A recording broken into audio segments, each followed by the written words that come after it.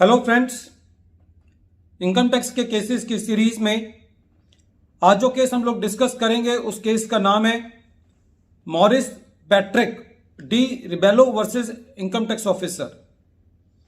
ये case 85 ITR tribunal short notes 17 पर report हुआ। मैटर बेंगलोर आईटीआईटी की ए बेंच ने डिसाइड किया और इस केस का जजमेंट 6 जनवरी 2021 को आया। इस केस को डिस्कस करने का मेन लॉजिक ये है, ये केस ज्वाइंट डेवलपमेंट एग्रीमेंट में हुए कैपिटल गेन की टैक्सेबिलिटी को लेकर के है। जैसा कि हम सब जानते हैं कि ज्वाइंट डेवलपमेंट एग्रीमेंट के केस के अंदर बहुत सारे ऐसे इश्यूज हैं जिसके ऊपर डिस्प्यूट रहता है। इस केस के अंदर हम ज्वाइंट डेवलपमेंट एग्रीमेंट के बाकी डिस्प्यूट्स को डिस्कस ना करके एक लिमिटेड इशू को डिस्कस करेंगे। ज्वाइंट डेवलपमेंट एग्रीमेंट के अंदर जो मोटे तौर पे कंसेप्ट होता है वो ये होता है कि इसके अंदर कोई एसएससी अपनी लैंड एक डेवलपर को देता है, बिल्डर को देता है। वो बिल्डर उसमें डिफरेंट फ्लैट्स बना करके, जनरली फॉर एग्जांपल 4 फ्लैट यदि बनाए तो एक फ्लैट वो अपने पास रख लेता है और 3 फ्लैट जो है वो एसएससी को दे देता है। उसके अलावा कुछ अमाउंट भी कई बार एसएससी को मिल जाता है। तो पहला इशू तो ये रहता है कि जब एसएससी ने ये ज्वाइंट डेवलपमेंट एग्रीमेंट किया, जिस साल में उस साल में उसकी टैक्सेबिलिटी हो, या जिस साल के अंदर बिल्डर को एक फ्लैट की रजिस्ट्री हुई है उस साल के अंदर उसका उस पे टैक्स लगे। यहां पे इशू इसके ऊपर नहीं है, यहां पे एक बहुत लिमिटेड से इशू के ऊपर ये डेलिब्रेशन है।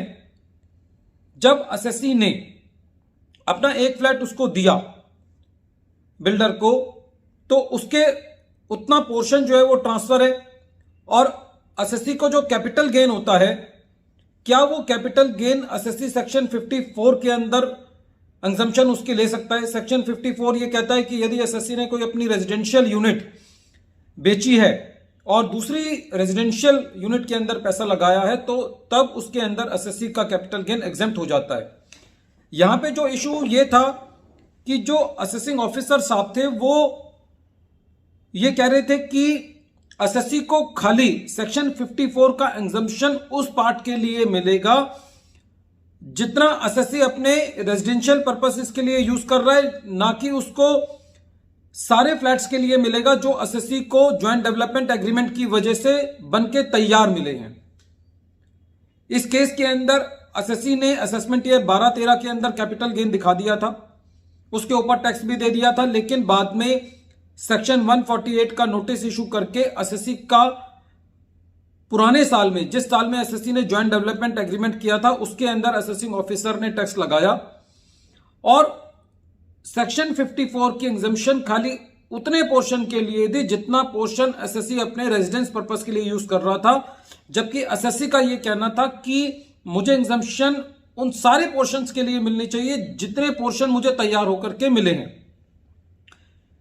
जब एसएससी सीआईटी अपील के पास गया तो सीआईटी अपील ने भी एसएससी की किसी भी कंटेंशन को नहीं माना और जब ये मैटर आईटीआईटी के पास गया तो आईटीआईटी ने ये कहा कि एसएससी प्रेजेंट केस के अंदर ज्वाइंट डेवलपमेंट एग्रीमेंट के केस में जितनी भी एसएससी को यूनिट्स मिली हैं, क्योंकि वो सारी की सारी यूनिट्स एक ही जगह हैं, एक ही बिल्डिंग के अंदर हैं, तो एसएससी सेक्शन 54 की एग्जम्पशन क्लेम करने के लिए उन सभी यूनिट्स के लिए एलिजिबल है जितनी यूनिट्स एसएससी को बनके तैयार मिली हैं। कहने का मतलब यह हुआ कि जितनी यूनिट्स एसएससी को मिली हैं उन सब के अंदर जितनी इन्वेस्टमेंट लगी हुई है उन सब का अमाउंट जो है वो एसएससी सेक्शन 54 के अंदर एग्जम्पशन क्लेम कर सकता है। फ्रेंड्स, ये केस बहुत इंपॉर्टेंट है क्योंकि ज्वाइंट डेवलपमेंट एग्रीमेंट एक ऐसा कंसेप्ट है जहां पे बहुत सारे इश्यूज को लेकर के लिटिगेशन होता है, लेकिन इस वीडियो के अंदर एक लिमिटेड इशू आईटीआईटी के सामने था जिसको आईटीआईटी ने क्लियर किया और जो कि इस केस में जस्टिफाइड भी है। क्योंकि जब एसएससी अपनी पूरी बिल्डिंग का एक हिस्सा दे देता है और उसको बाकी सारे हिस्से उस एसएससी को मिलते हैं तो ये कहा जा सकता है कि जितना इन्वेस्टमेंट उन सारे हिस्सों को बनाने में लगा है वो सब सेक्शन 54 की एग्जम्पशन के लिए एलिजिबल है। वीडियो के अंत में एक बार फिर मैं केस का नाम रिपीट कर रहा हूं। केस का नाम है Morris Patrick D Rebelo versus income tax officer और ये case 85 ITR tribunal short notes 17 पर रिपोर्ट हुआ। मैटर बेंगलोर ITAT की ए बेंच ने डिसाइड किया और इस केस का जजमेंट 6 जनवरी 2021 को आया। Thank you friends.